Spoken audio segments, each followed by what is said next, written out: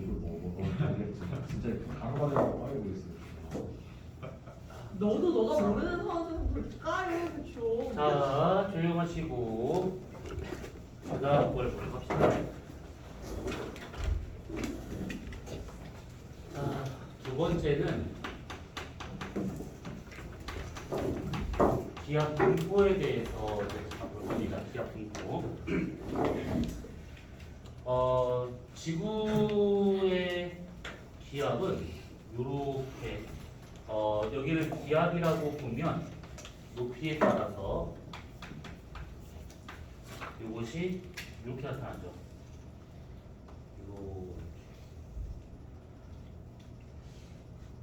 우선은 여기에서 우리가 기압에 대한 얘기를 좀 할 수밖에 없는 것이 여기 지금 기압을 보게 된다고 하면 이 단위를 우리가 헥토파스칼이라고 쓰고 있는 거잖아요. 이렇게 기압과 같은 경우에는 이제 공기가 누르는 압력, 공기 압력, 기압이라고 볼 수 있는 것들인데 보통 우리가 이제 압력이라고 했었을 때는 그냥 단위 면적에 가하고 있는 힘 이렇게 생각하겠지만 여기서는 이런 공식보다는 로지 델타 H 이렇게 구하는 게 조금 더 맞습니다. 그래서 이제 여기서 봤을 때 우리가 이 밀도라고 하는 것이 결국은 부피분의 질량으로 구할 수 있는 거라서 여기 나와 있는 이 기압을 같은 말로 공기의 질량으로 바꿔도 상관이 없습니다. 요 놈이. 그러면 딱 봤을 때 지금 공기가 지금 지면에 많이 분포한다는 뜻이고 위로 올라갈수록 공기량이 지금 줄어들고 있다라고 볼 수가 있는 것인데 당연히 공기가 많이 밑에 분포하고 있는 것은 표면에서의 중력 때문에 확실히 지금 밑에가 더 많이 있는 것이고 위로 갈수록 얘가 좀 적게 분포하고 있더라 이렇게 좀 볼 수가 있는 것들입니다. 자 그러면 여기서 우리가 생각을 해볼 것이 뭐냐면 요 놈이에요. 기압이라고 하는 것은 결국 이제 고기압에서 저기압 쪽으로 이렇게 미는 힘이 작용할 수밖에 없다는 얘기지. 고기압에서 저기압 쪽으로. 그러면 이때 이 고기압에서 저기압 쪽으로 미는 이 힘을 이거 물리선생님이 한번 했었다고 하셨는데 기압 경도력이라고 말하죠. 이것을. 이 기압 경도력이라 하는 것은 이제 공기를 처음 이제 밀어내는 힘이라고 생각하시면 되는 것이고 이것 때문에 얘가 바람이 분다라고 보시면 돼요. 그랬을 때 기압 경도력을 보통 pH라고 많이 쓰는데 그때 얘 같은 경우에는 공기 밀도의 반비례하고 있는 것이고 곱하기 두 지점의 거리차 또는 높이차 분의 두 지점의 기압차로 지금 구할 수가 있습니다. 얘가 만약에 수평 방향으로 있다면 얘는 거리차가 될 것이고 위아래로 있다라고 하게 되면 높이차라고 볼 수가 있는 것들이지. 그 다음에 요것은 두 지점의 기압차.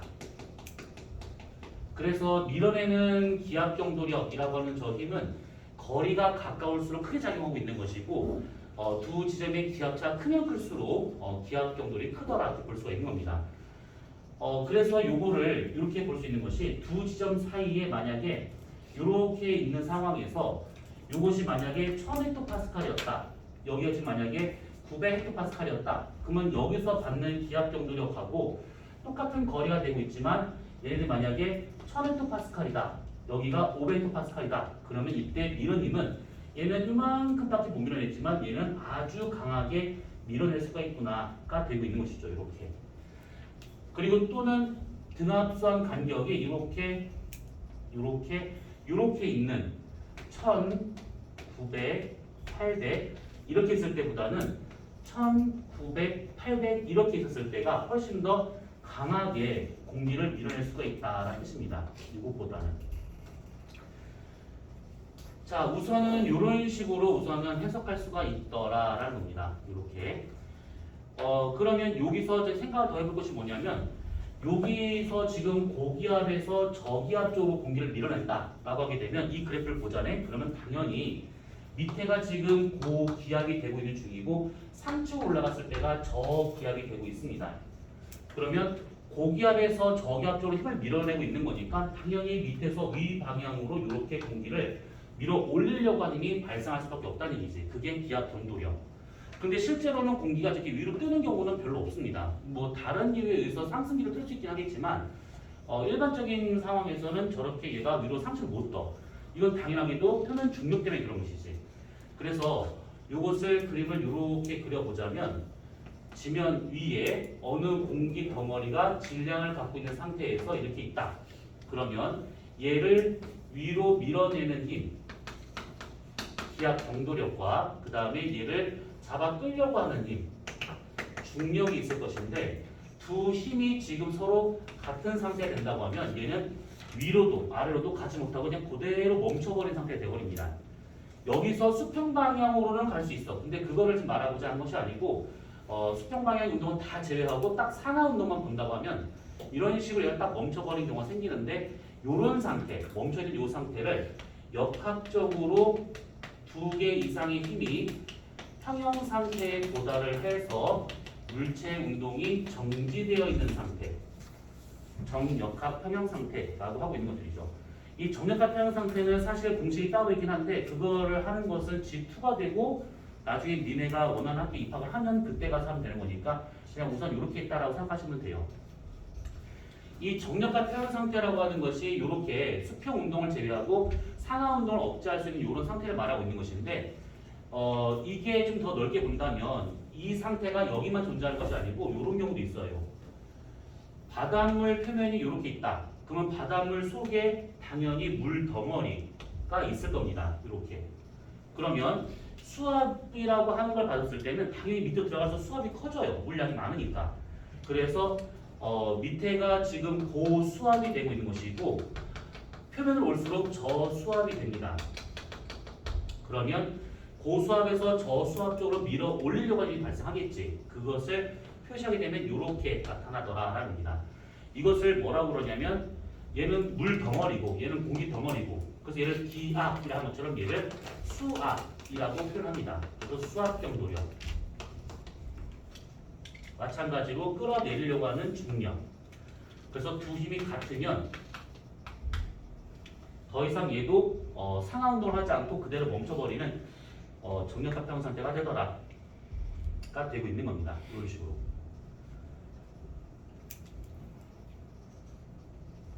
이었지? 이렇게.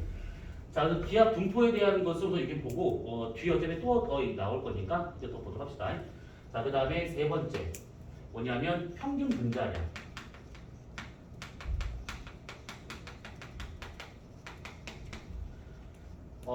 평균적인 분자량을 말하고 있기 때문에 다른 말로 이걸 뭐라고 볼 수 있는 거냐면 기체들 간의 구성 비를 말하는 비. 그래서 어느 정도의 질량 비가 있냐, 구성 비로 되어 있느냐, 이 비율을 말하고 있는 것입니다. 그랬을 때 얘네도 마찬가지로 우리가 그래프를 그려보자면 대략 이렇게 그려지게 돼요. 이쪽 우리가 평균 분자량이다 라고 가정을 하고 그 다음에 이쪽을 우리가 높이라고 본다고 치면 그때 평균 분자량 그래프는 어떻게 나타나냐면 이렇게 나타납니다. 이렇게.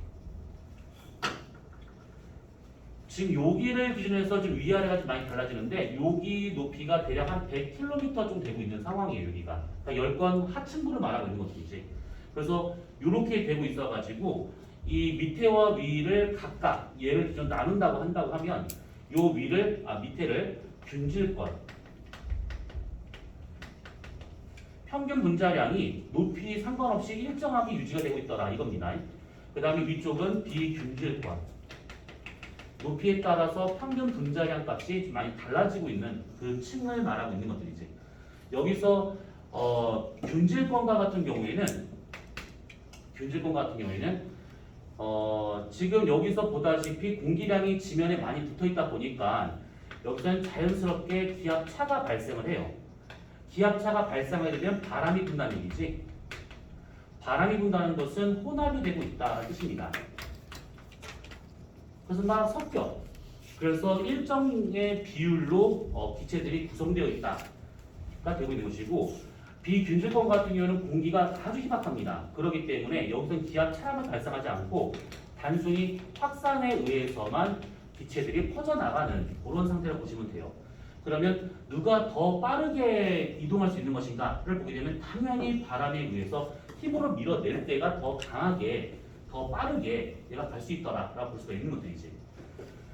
여기를 구성하고 있는 주된 기체와 같은 경우는 주로 우리가 알고 있는 질소나 산소나 아르곤이나 이산탄소, 기타 등등 수증기와도 마찬가지고 그런 것들로 되어 있는데 얘네들의 비가 거의 일정하다라는 얘기죠. 그 다음에 비균질권 같은 경우에는 워낙 높은 곳에 있다 보니까 지구 중력의 자유로운 입자들, 질량이 작은 것들, 수소라든지 헬륨 위주로 얘가 많이 되어 있다라고 보시면 돼요. 특히 여기서 비균질권에 있는 수소와 헬륨과 같은 이런 경우는 지구 중력에 잡혀 있기에는 조금 너무 가벼워. 그래서 외계로 빠져나갈 수도 있는 것이고 아니면 외계에서 들어올 수도 있습니다. 그래서 들락날락하기가 되게 수월해. 얘네들보다는 가볍다 보니까. 그래서 지역에 따라서 높이에 따라서 계절에 따라서 수소와 헬륨의 비율이 일정한 유지가 안 되더라가 되고 있는 겁니다. 어때요? 그냥 이해할만 하지? 요거는 자, 그러면 지금 이제 기권을 하기 전에 우선은 소개는 이렇게 보시면 될 것 같습니다. 거기 66페이지라고 되어 있는 복사물 첫 번째 페이지 보면 뭐 기권에 대한 간략한 얘기가 나오고 있으니까 한번 쭉 읽어보시고 그 다음 페이지 보시면 아까 처음에 얘기했었던 그 높이에 따른 기온 분포를 갖고 이제 본다고 하면 이렇게 나타나는구나라고 하는 것이 있는데 요거 그냥 불안감다고 넘어가시면 돼요. 얘네들은. 자, 그 다음에 68페이지 지구의 복사평형.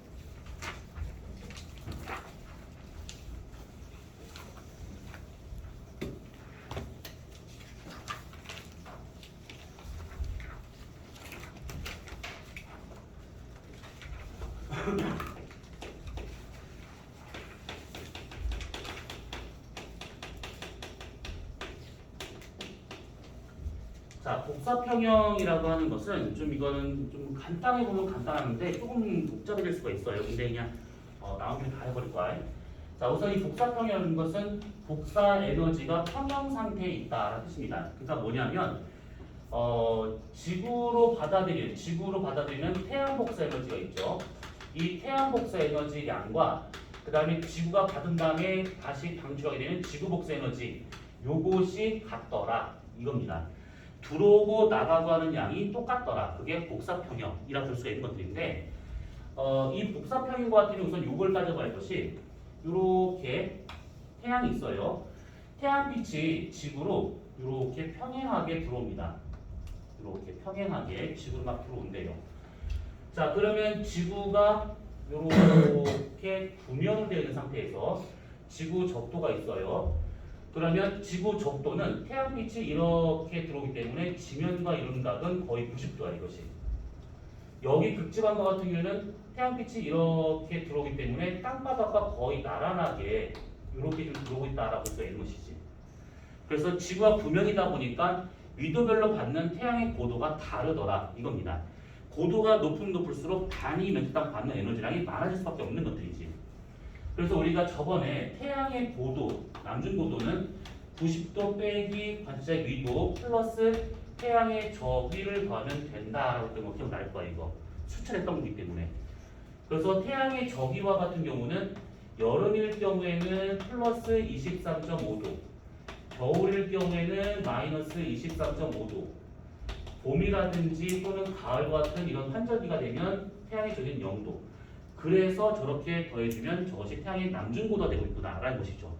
그러면 한 계절을 기준으로 봤을 때 결국 위도가 낮으면 낮을수록 태양 고도가 커진다. 이런 뜻이 되고 있는 겁니다. 그래서 적도가 가장 뜨겁고 여기가 가장 춥구나. 이렇게. 그래서 저거를 토대로 해서 우리가 그래프를 그려보자면 대략 이렇게 나옵니다. 여기를 우리가 위도라고 생각해보고 대략 여기쯤을 적도, 그 다음에 여기를 거시기 뭐야 저기 그 북극지역, 여기를 남극지역 이라 보고 들어오고 나가고 하는 어떤 에너지량을 표시해본다 치면 자, 노란색은 태양 복사 에너지, 적도가 가장 뜨거운 애입니다 여기가. 그래서 보통은 이렇게 나타나는 중이죠. 이렇게. 요게 태양 복사 에너지. 자, 근데 이제 지구에서 이렇게 복사 에너지를 받으면 당연히 이 안에서 적도는 많이 받고 극지방은 적게 받으니까 여기서 이쪽 방향 이렇게 에너지를 수송을 해줘요. 대기와 해양에 의해 가지고. 그래서 지구에서 나갈 때는 적도든 아니면 극지방이든 큰 상관없이 거의 비슷하게 나갑니다. 그래서 대략 이렇게 나가더라는 거지. 요게 지구 복사 에너지. 자, 그러면 이 그래프에서 우리가 몇 가지를 좀 봐줘야 됩니다. 자, 뭐냐면 우선은 첫 번째 위도별로 봐줬었을 때 위도별 편차를 보자면 태양 복사 에너지하고 지구 복사 에너지 중 태양 복사 에너지의 위도별 편차가 훨씬 더 크더라가 되고 있어요. 그러니까 얘는 여기서 여기까지 이만큼의 차이가 발생을 하지만 태양 복사 에너지는 위도 봤을 때 이만큼의 차이가 발생하지만 지구 복사 에너지는 기껏해야 이 정도밖에 차이가 안 나요. 그래서 위도별 편차는 태양 복사 에너지가 훨씬 더 크구나. 그럼 이게 왜 크냐라고 했을 때 태양 복사 에너지는 위도를 봤을 때 태양의 고도가 달라지고 있는 것이고 지구 복사 에너지와 같은 경우는 위도별로 이제 그 대기와 해양에 의해서 열 수송이 나타나다 보니까 나갈 때는 별 차이 없이 이렇게 골고루 퍼져서 나가더라. 이렇게 볼 수가 있는 것들이죠. 그 다음에 두 번째 에너지 수송량에 대한 거를 보자면 여기쯤이 되고 있는데 여기는 지금 노란색이 파란색 위에 있으니까 항상 여기는 지구지에 봤을 때 에너지가 과잉되고 있는 상태고 여기 지역과 같은 경우는 파란색이 노란색 위, 그러니까 나가는 것이 들어오는 것보다 훨씬 더 많다 보니까 여기는 항상 부족한 상태가 될 수밖에 없습니다. 여기가. 그래서 지구 입장에서 저렇게 남아도는 에너지를 부족한 지역으로 요렇게도 보내주고 요렇게도 보내줘야 된다 이 얘기죠. 그래서 에너지 수송이 나타날 수밖에 없다. 뭐 요겁니다. 그랬을 때 우리가 요 면적을 A라 쳐보고 이 면적을 B, 그 다음에 이 면적을 C라고 친다고 하면 얘네들의 면적값이 어떻게 되느냐면 A라고 하는 것은 B 더하기 C하고 같아야 됩니다. 이것이. 계절별로 조금의 차이는 생길 수가 있지만 결과적으로는 요 면적이 서로 같아야 돼. 뭐 북반구만 많이 더워진다거나 남반구만 막 더워진다거나 이런 경우는 없습니다. 요것이 거의 같게 나타난다라고 보시면 되는 것이고 그 다음에 또 하나는 들어오는 양하고 나가는 양이 같아지는 지점, 요 교점. 태양 복사 에너지하고 지구 복사 에너지하고 같아지는 요 지점이 어디에 되느냐라고 하게 되면 약 40도인데 정확히 따지면 한 38도 부분이 되고 있습니다. 그러면 여기서는 들어오고 나가는 양이 똑같다는 얘기인데 그걸 다르게 생각하면 뭐냐면 여기를 기준해서 이쪽은 항상 에너지가 많이 남아돌고 있고 이쪽은 항상 부족한 지역이다라고 볼 수가 있는 것들이지. 그래서 에너지 수송량 그래프를 그려보자면 만나는 이 교점에서 가장 많은 에너지가 지나가줘야 됩니다. 그래서 요렇게 나타난다라고 보시면 돼요. 빨간색은 에너지 수송량.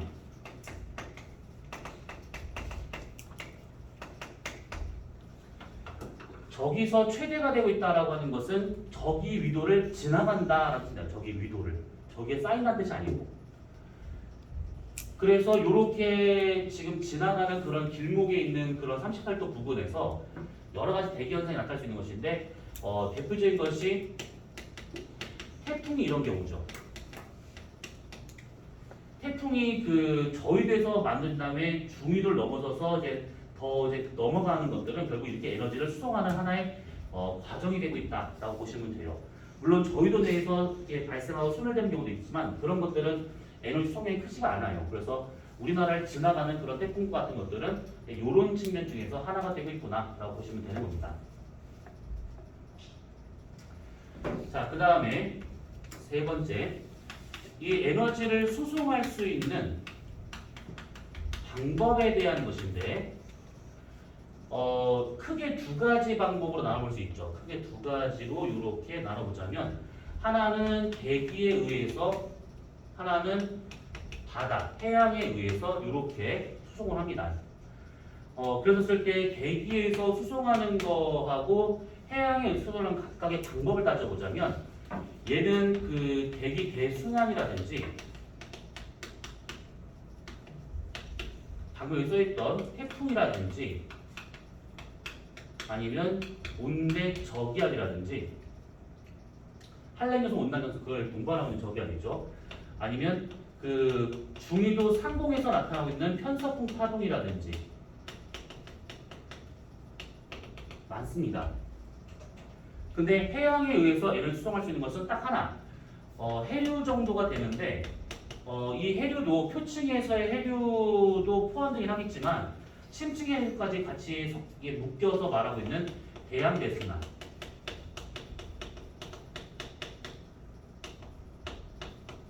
이런 거라고 보시면 돼요.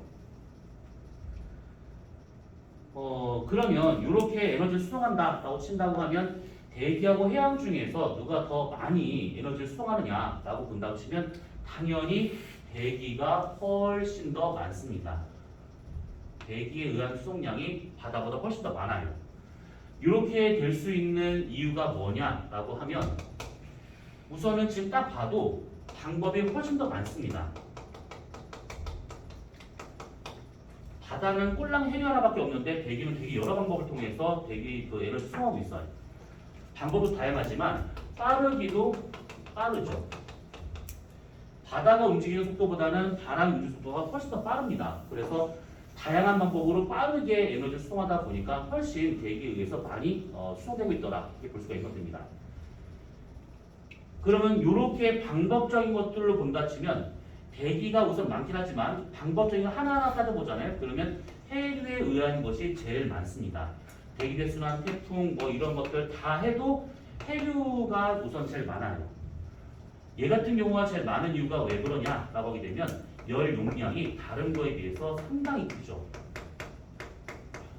그래서 많은 양의 열을 갖고 천천히 가다 보니까 단일 방법으로는 해류에 의한 열 수송량이 제일 많고, 만약에 종류별로 묶는다 그러면 대기에 의한 양이 훨씬 더 많구나, 이렇게 볼 수가 있는 겁니다.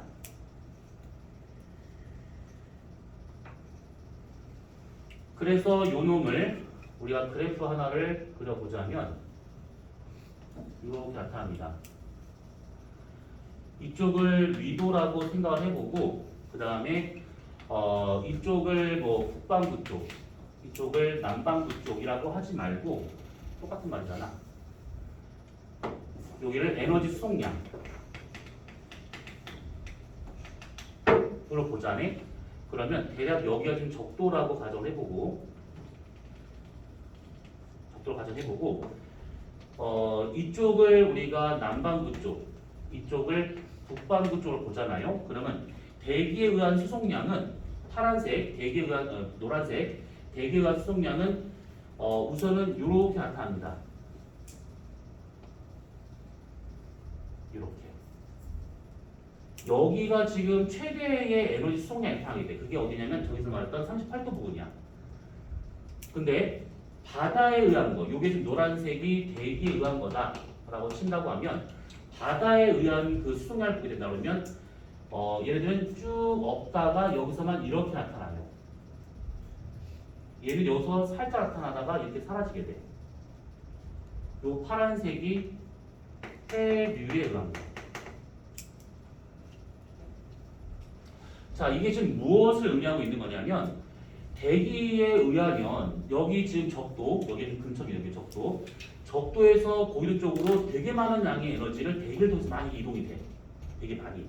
그런데 해류에 의해서는 여기 저위도에서는 해류에서 에너지가 많이 이동되는데 좀 더 높아진다? 그러면 거의 수송량이 없습니다. 여러분들이 거의 없어. 그럼 이것을 어떻게 해석이 되는 거냐면 바닷물이라고 하는 이 해류는 이렇게 에너지 수송하려면 이렇게 바다가 있잖아요. 그럼 여기가 따뜻해야지만 여기서 열을 빼앗을 수가 있는 거야. 만약에 여기 차갑잖아. 바닷물이 차갑다. 그러면 열을 공급하기보다는 오히려 대기에서 열을 빼앗을 수밖에 없는 것이지. 여기서 말하고자 하는 것은 뭐냐면 누가 열을 갖고 그 수송을 시키느냐, 이걸 말하고 있기 때문에 따뜻한 지역에서 차가운 쪽으로 가는 요것이 누구냐라고 하게 되면 따뜻한 물이 갈 수 있는 그 위도 범위가 생각보다 높지가 않더라, 이겁니다. 그러니까 난류의 형태로 가서 에너지를 수송할 수 있는 그 위도가 기껏해야 중위도 한 30도 부근 그 정도밖에 못 돼. 아니 그냥 넘어가잖아요. 그러면 너무 추워지기 때문에 바닷물이 차가워지면서 오히려 대기에서 열을 받아서 이제 올 수밖에 없다는 얘기지. 그래서 난류가 되서졌을 때 이 난류가 대기에 열을 공급할 수 있는 위도 범위가 좀 되게 좀 적구나. 여기밖에 안 되는구나. 이렇게 생각하시면 되는 것입니다. 그 다음에 또 하나는 지금 봤을 때 북반구에서의 이 해양에 의해서 열 수송량이 남반구에 있는 이 열 수송량보다 얘가 훨씬 더 많습니다. 이건 어떻게 봐야 되는 거냐면 적도가 이렇게 있으면 적도가 이렇게 있습니다. 그러면 여기 근처에서 열을 많이 먹어야 돼. 열을 많이 먹은 상태에서 얘가 쭉 가서 이렇게 올라가지. 그러면 뜨거운 열을 해양국수 에너지한테 받아가지고 해류 형태를 쭉 가서 육지를 만나가지고 이것이 위로 이렇게 올라간다 이런 식으로. 그래서 우리나라로 친다고 하면 이것이 쿠로슈에류와 같은 난류라고 생각하시면 되는데 이렇게 해서 이 육지 때문에 이렇게 위도를 가로질러서 이렇게 올라갈 수 있는 여건이 발생할 수 있다 이 얘기야. 근데 남반구와 같은 경우는 육지가 별로 없죠. 적도 근처에서 에너지를 받아들인 다음에 육지를 만나서 이렇게 고위로 내려가야 되는데 그냥 쑥 지나갑니다. 이렇게 육지가 별로 없으니까. 그러면 위도를 가로지르는 해류가 북반구보다 적다. 그러면 에너지 수송량은 북반구가 훨씬 더 많구나. 이렇게 볼 수가 있는 것도 있죠. 그래서 이 면적을 A, 이 면적을 B라고 친다고 하면 A와 B 중에서 A가 더 큰 이유가 뭐냐라고 한다 치면 결국 위도를 가로지를 수 있는 해류, 육지를 얼마만큼 자주 만나냐에 따라서 결정된다 이 얘기죠. 수륙 분포에 의해서 이런 일이 나타난다 라는 뜻입니다. 수륙 분포에 의해서.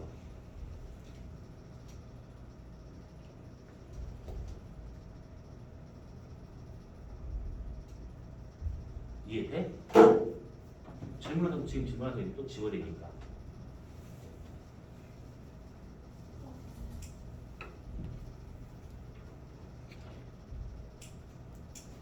열 시가 다 돼가서 그런가? 이제 텐션이 다 떨어지지? 뭐 졸려서 지금 졸린 것이지? 너 안 졸려? 난 졸려. 내일 학교 가니? 안 가요. 너 왜 안 가? 제주도 간. 제주도 간. 제주도 간다고? 왜? 발표결과 제주도에서 확인하려고요. 뭐 한다고? 발표 발표. 제주도에서 확인하려고 도망가요. 오늘 대피? 심신 안정을 위해서? 그렇죠. 그래. 그러면 언제 주말에 올라오는 건가? 일요일 날? 토요일 날 와요. 토요일 날? 제주도 가는데 비행기석을 비즈니스로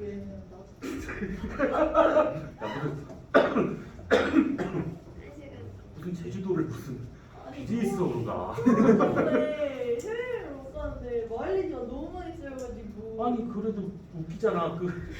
제주도를 비즈니스. 야 지금 퍼스트 클래스는 그거 탔겠다. 그럼 왜 여기로 던져? 좋아한대요. 너무 뭐? 녹화 중인데. 지진이가 저 여자애한테 아, 쌤 진짜. 인생을 책임져 줄 거라고. 몽글몽글. 아니. 야 뭐라 했니? 너의 자유야. 너의 자유. 괜찮아. 저는 거절? 이거 거절했더니 연락이잖아. 괜찮아. 뭐 그러면서 그런 거지. 초등학교 때는 막 머리 막 때리고 고무줄 막 끊고 막 그냥 막 괴롭히는데 좋아해서 그런 걸 수 있잖아.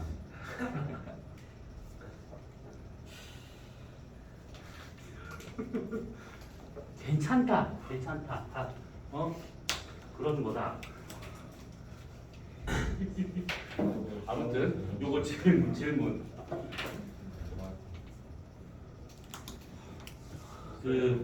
내가 나가는 수업 중에 그 재수반 애들이 있거든. 근데 거기에 감금당이 있어. 기숙이거든, 기숙학원이거든. 걔네들은 한 달에 한 번 집에 갈까 말까야. 근데 아무튼 먹고 자고 공부하고 그거밖에 안 해. 먹고 자고 공부하고 아침 7시, 6시 반에 일어나서 저녁 12시 늦으면 1시까지 해서 그냥 공부만 해. 타이트해. 다시 또 1시에 자고 다시 또 6시 반에 일어나고 이것을 계속 반복하는 거야. 계속. 토요일 일요일 할 거 없이 빨간 할 거 없이 계속. 근데 갑자기 얘기 왜 이렇게 하면 그 와중에 연애? 하는 분도 있어. 근데 그 걸리면 그거 저기 퇴원 처리가 되거든. 쫓겨나. 헐. 걸리면 이게 남자 여자 말만 섞어도 쫓겨나. 그러니까 그 같은 교실에 이렇게 앉아 있잖아. 그럼 교실에 두 분단 있으면 한쪽에 남자 한쪽에 여자밖에 앉아 있어. 근데 간혹 왜 그런 거 있잖아. 지우기가 없으면 옆 사람한테 다 지우기 좀 빌려주고 이렇게 할 수 있잖아. 근데 자기 동성끼리 있는 게 가능한데 만약에 분단 건너서 여자애한테 지우개 빌려줘라는 말 하잖아. 그럼 수업 중에 CCTV가 달려 있어. 여기 없네. 없네. 있어. 그래서 그 모션이 딱 잡히면 걔는 불러다가 벌점을 줘. 벌점 세게 줘. 그래가지고 그런 게 만약에 한 두세 번 걸린다. 그러면 뭐 아무것도 없는데 그냥 쫓겨나. 안녕 이러면서. 그러면 걔네들은 얼마나 황당하겠니? 걔가 황당한 것이 아니라 걔네 부모가 얼마나 황당하겠니? 기껏 돈 들여서 기숙사를 넣었더니만 쫓겨났대. 왜? 말을 못하겠지. 아휴. 네. 그럴 수 있긴 하지만 너무 추잡스럽다 그건. 그치? 기준호 화이팅. 너 그때 그 얘기를 봐. 아 괜찮아. 그건 자유니까 뭐. 맞아. 얘는 연하. 연하? 예예예. 아. 연하. 연하? 김성이라고 2학년 남자애 있어요. 그게 아 2학년 남자아이야? 2학년 남자아이 있어? 연설의 사건. 나 지금 연하라고 해가지고 혹시 초등학교 이러면 저 영어를 했는데 한 학년 밑에 남자아이? 이건 더 충격적인 거야. 초등학생이 낫지 않을까? 아 장난이죠. 진짜예요. 여자 밖에서 이 나는 장난을 안 받아들이는데. 아니 그럴 수 있어. 이게 김예리라고 있어요. 옆반에. 그또 누구야? 그 얘가 말한 남자 아이의 전 여친. 대박 사건. 300관계야? 야, 이 와중에 300관계야? 아, 진짜 와, 이게 저희 학교에 학교에 더 있어요. 어? 학교에 더 있어요. 네. 사각이야? 네. 아니 더 그 이상. 근데 저희 학교 남중이에요. 저랑 같은 학교예요. 몇 명 더 있어요. 7명. 그래? 아니 뭐 그래 개인의 자유긴 해. 괜찮아. 괜찮다. 진짜 괜찮아. 난 그런 사람 많이 봐서 괜찮아. 그 와중에 삼각, 사각 막. 와, 지금 뭐야? 저 오므파탈이야? 와, 이제 무슨 그래프 그리려고 그랬지 지금? 잠깐만, 요거 그리려고 했지? 이거 녹화 중인데 이거 어떡하지? 오늘 실명 거론하지 말자.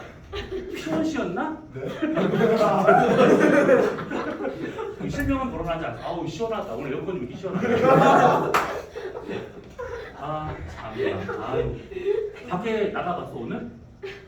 가을 바람이 시원해. 아 근데 무슨 어느 중학교? 시험밖에 없어. 용현중? 용현중? 네. 용현중이 어디 있어? 저 근데 용현동.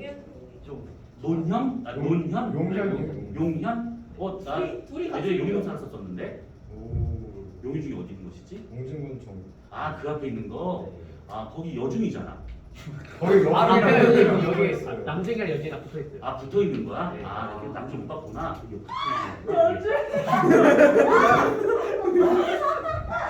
이거 지랄이야. 왜 이래? 저는 관생인데 성병 관생인데. 아 녹화 중이구나. 왜 그러세요? 아니 지금 시간 얼마 안 남았어. 빨리 해야 돼. 괜찮아. 자 우선은 잠깐만 내가 지금 뭐 그려다 좀 까먹었어. 뭐였더라? 우선 요것만 빨리 하자. 자 우선은 그 들어본 단어 중에 극야와 백야라는 단어가 있을 거야.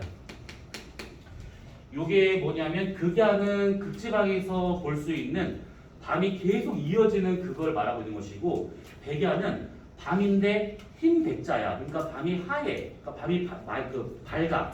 그래서 낮이 계속 이어지고 있는 그런 상황을 말하고 있는 것들이지. 그러니까 이게 뭔 말이냐면 지구는 이렇게 있었을 때 수직선을 이렇게 쭉 한번 그어봐. 수직선입니다. 자전축이 아니에요. 그러면 자전축을 이렇게 그려볼 수가 있습니다. 여기가 북극, 여기가 남극. 자, 그러면 만약에 태양빛이 이렇게 들어오잖아요. 이렇게. 그러면 여기 서 있는 사람 입장에서는 현재 지평선에 태양빛이 걸려 있는 상태예요. 이렇게. 근데 지구가 이렇게 자전을 하잖아요. 그러면 여기 있는 요 사람은 저녁이 되면 일로 갈 거라고. 여기로. 다시 또 밤이 되면 낮이 되면 다시 일로 갈 거라고. 근데 낮인데도 태양빛이 지평선에 걸려 있어서 거의 없다 보시면 돼. 그래서 여기 지역과 같은 경우는 계속 지구가 자전을 한다 하더라도 계속해서 밤이 이어지고 있는 극야가 나타나더라 라는 얘기지. 뭔 말인지 이해되지 이거? 자, 그 다음에 반대로 여기 서 있는 사람 입장에서는 태양빛이 이렇게 들어와. 그러면 여기 위치가 태양 반대편 간 거기 때문에 밤이 돼야 되는데 지평선에 지금 태양이 걸려 있는 상태야. 그 상태에서 지구가 이렇게 자전을 해. 그럼 이 사람은 낮이 되면 일로 가. 밤이 되면 다시 일로 가. 계속 왔다 갔다 합니다. 이렇게. 그래서 여기 지역과 같은 경우는 계속해서 남만 이어지고 있는 백야가 나타나고 있다라고 볼 수가 있는 것이죠. 이렇게. 자, 그러면 극야와 백야가 나타나는 이유는 당연히 지금 그림 보다시피 지구 자체이 기울어졌으니까 이런 일이 벌어지고 있다라는 거야. 그러면 얘네들이 나타날 수 있는 위도 범위가 얼마냐라고 했었을 때는 지구 자체축이 여기서 이만큼 기울어진 각도가 요게 23.5도가 되고 있는 거잖아요. 그러면 여기가 지금 위도상 90도가 되고 있으면 여기서 23.5도만큼 빼주게 되면 여기 위도는 얼마가 돼야 될까?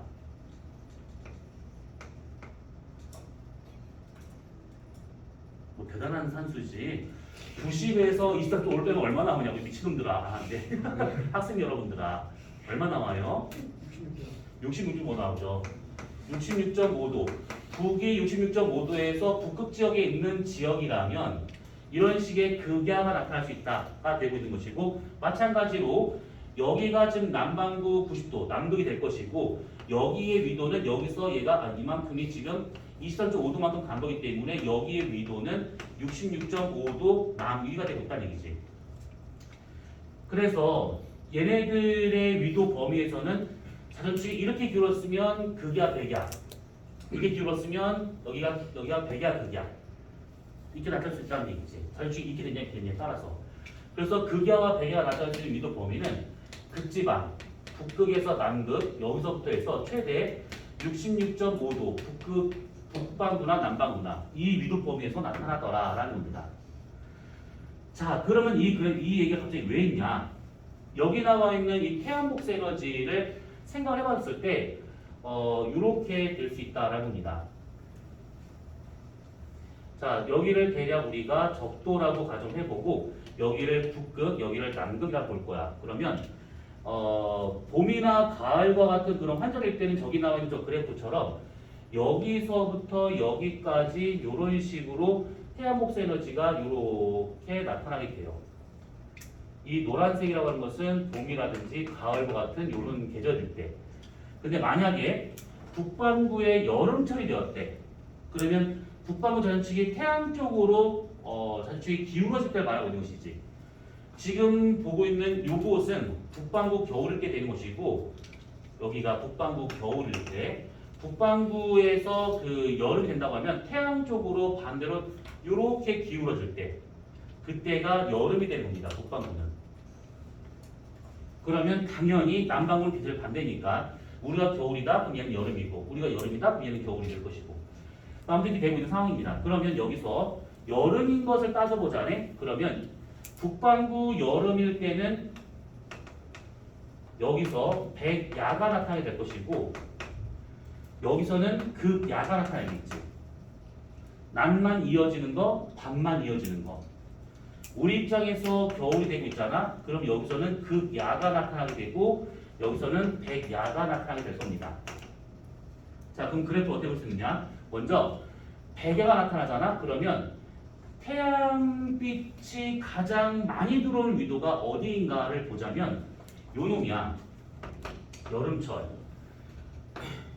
그러면 여름철의 태양 고도가 90도가 되는지를 찾아보자네. 그러면 90도 빼기 위도 플러스 23.5도가 되고 있으니까 결국 세타와는 얼마가 되냐면 북반구 23.5도에서가 태양 고도가 90도가 되고 있다는 거야. 그러면 여기가 가장 태양보다 높아. 그리고 그때 여기는 백야야. 그러면 여기보다 더 많은 에너지가 계속 들어온다라고 봐야겠지 이렇게. 그 다음에 남반구는 그때 극양이다. 대략 66.5도라는 이 범위부터는 태양빛이 안 들어와. 그러면 여기에서 태양보다 가장 높은 것이고 요것이 대략 그래프를 그려보자면 요렇게 나타나는 얘기지. 여기가 66.5도. 여름철일 때 23.5도가 되는 이 위도에서 가장 많은 태양 복사를 받게 되는 것이고, 그때 극지방에서는 여기가 지금 계속 그 낮이 계속 이어지고 있으니까 평소에 비해서 더 많은 태양 복사를 받게 되는 것이고, 이쪽 지역은 66.5도 그보다 더 높은 위도에서는 계속 밤이 이어지고 있기 때문에 여기서는 지금 태양 복선지가 안 들어와. 그래서 이런 식의 그래프가 나타날 수 있다는 얘기죠. 여름일 때. 그럼 똑같은 방법으로 가을일 때부터 잡아라. 아니 겨울일 때. 겨울일 때 태양보다 90도가 되는 지점은 90도 빼기 위도 마이너스 23.5도가 되고 있으니까 그때 위도는 마이너스 23.5도가 나옵니다. 그 말은 뭐냐면 남반구 23.5도란 얘기지. 자 그러면 여기쯤이 남반구 23.5도가 되고 있다 라고 친다 그러면 우리한테 겨울을 그때 여기가 최대로 많은 양의 에너지를 받고 있다는 뜻이고, 그때 남반구는 백야가 나타나고 있기 때문에 평소보다 더 많은 에너지를 받아야 될 것이고, 고위도 지방은 북반구 고위도와 같은 경우는 대략 한 66.5도라는 요 범위 이상에서는 태양빛이 안 들어와요. 여기는 극야니까. 그래서 대략 그래프가 이렇게 그려진다는 얘기지.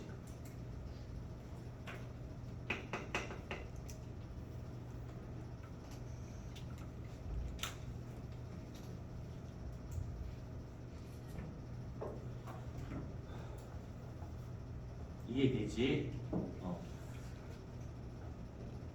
그래프를 한 번씩 그려보면 그래프를 나중에 볼 때 좀 더 수월해요. 금방금방 이해가 되고 한 번쯤 그려보는 것도 괜찮아요.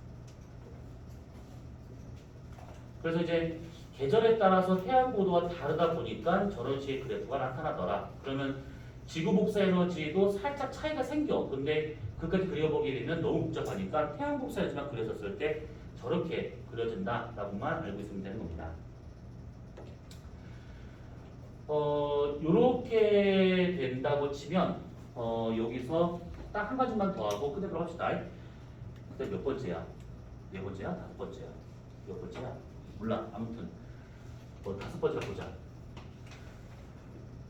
이렇게 본다고 하면 그 가장 태양빛이 많이 들어오는 건 태양의 고도가 가장 높아서 단위 메시다 받는 에너지가 가장 많은 곳. 그러니까 최고 고도가 나타나는 위도를 우리가 지금 여기서 봤다시피 그것을 이제 위에서 본 그림을 그려보자면 대략 이렇게 나타납니다. 여기가 지금 적도예요. 그러면 한번 위로 그려야겠네. 대략 여기 적도예요. 그러면 여기가 북반구 23.5도, 여기가 남반구 23.5도.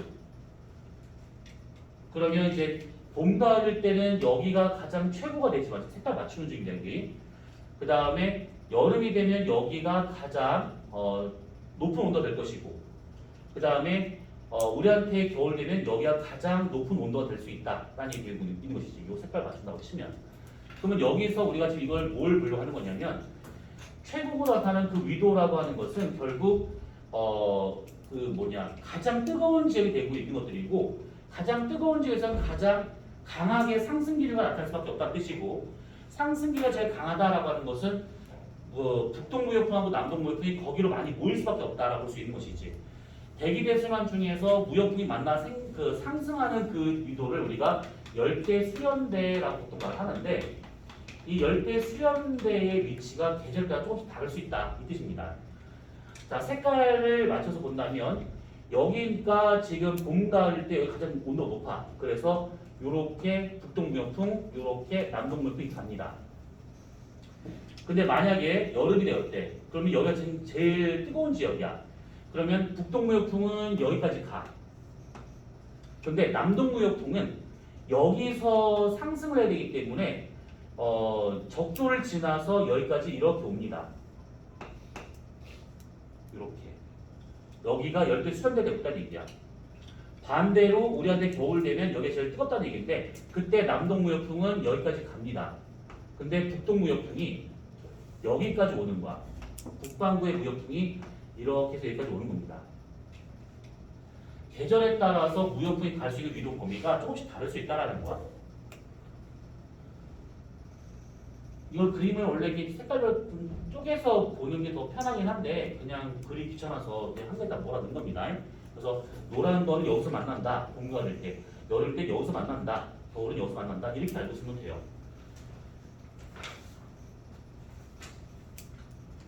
자, 우선 여기까지 해서 질문. 그래프 하나 설명하는데 지금 되게 많이 얘기가 나왔지? 결국은 요 그래프 하나 설명하면서 지금 이렇게 쭉 이렇게 나오는 데까지. 더 있으나 하고 싶지가 않아요. 대략 지금 한 5분 남았으니까 오늘 여기까지 하도록 합시다. 다음 주 목요일 날 하도록 하자. 할 수 있을까요?